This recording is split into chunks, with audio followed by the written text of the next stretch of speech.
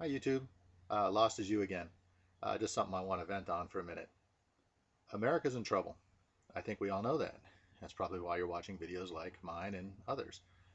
We're in a lot of trouble. The economy's crashing. We're going into another depression. We have no gold left in the treasury, so even if they come up with some new kind of monetary system to back it up, there's nothing to back it up. It's just paper, just printed a different way, or a coin minted another way. Um, and there's a lot of people that are concerned about it, rightly so. But the stuff that I'm hearing, oh, I won't be able to keep my car, there's going to be food shortages. Yeah, you're right, and you know about it. If you heard about it, you know about it. You've got Martin from You Are Out of Time, CV 1122, End Time Watchman, Scuba Man. You got people screaming at the top of their lungs, man, trying to tell you about it, and they don't know why people aren't waking up because it's right in front of your face. Christmas sales were way down. Granted, the media is not going to tell you about it, but you still see the signs elsewhere. You see how many people are being unemployed, how many people are living in tent cities, losing their homes, and it's only going to get worse. Not to be a naysayer or preaching all gloom and doom, but here's the question. What are you going to do about it? You're going to wait for Obama to save you. That seems to be the answer on everybody's mouth. Obama's going to save us. He's change. This is wonderful. He's going to give us jobs and he's going to provide for our food. That's a lot of heat to put on one guy, especially one guy who probably doesn't care much. You know, in the midst of our economic turmoil, he's throwing, what was it, a $25 million party for the inauguration? Some insane amount. Don't quote me on the figure. Uh, how many homes would that have put people back into? How much food would that have bought? Even cheap food, man, rice and tuna. How many people would that have fed in this upcoming time? The Gulf Wars cost us over $1 trillion, well over $1 trillion, like $1 million an hour, I think is what it's. And it's not even money that we have, it's money we borrowed from China. So we don't have any money. They're going to be selling off our infrastructure, selling off our land and so forth. We know this. This is coming. The food is going to be running out.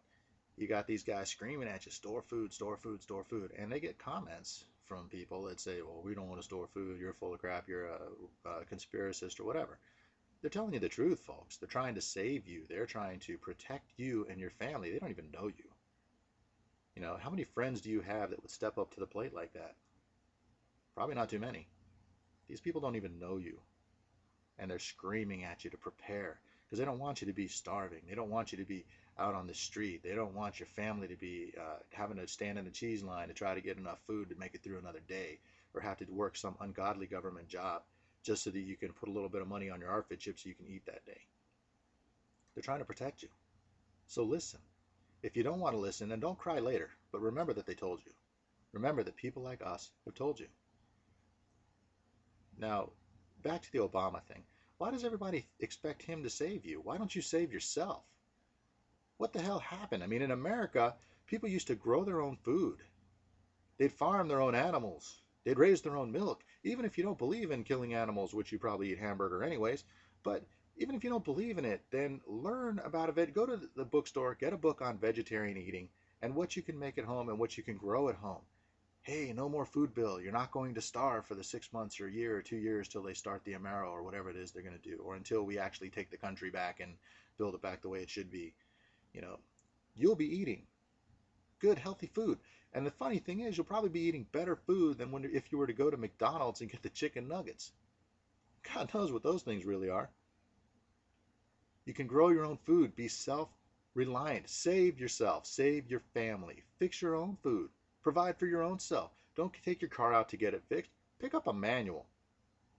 I rebuilt a 1986 Ford transmission, automatic transmission, in the back of a minivan like 25 times until I got it right because I needed to learn that skill. You can too. I don't have any mechanic skill. I'm not even mechanically inclined.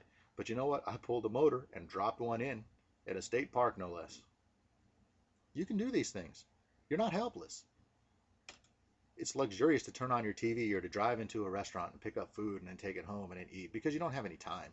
You sleep, you get up in the morning, have a cup of coffee, maybe a quick egg McMuffin, run off to work, take an hour to get there in traffic that drives you nuts, spend 9 hours at a job you hate, another hour is driving back, then you got to hunt up some food at a fast food store. So no, you don't have time to cook and you don't have time to provide for yourself. Learn these skills. Take the time now to learn these skills, to prepare your own food, to grow your own food if necessary, and to store water and store food so that you have this stuff that you need, that when everything shuts down, you have it covered.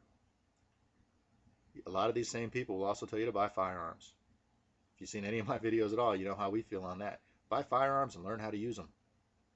You may not have to, and by the grace of God, I hope that you really don't have to use it. But if you do, that's a skill you want to have, and you want to know that you have it before you're actually required to use it. You're going to have to provide for your self-defense because the police aren't going to care. You're going to have to provide for your own food because the grocery stores are going to be shutting down. They're not going to have credit to buy the food. You're going to have to provide for your family. Don't rely on somebody else. Don't rely on the government. Don't rely on the cheese line. Don't rely on the police to help you out. Be self-reliant. Pick yourself up.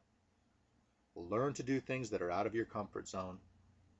A saying that I have, and I've lived by for quite a long time, is if somebody else out there in the world can do it, so can I. I may not be able to do it as skillfully. It may not come out as pretty when it's finished, but I can do it.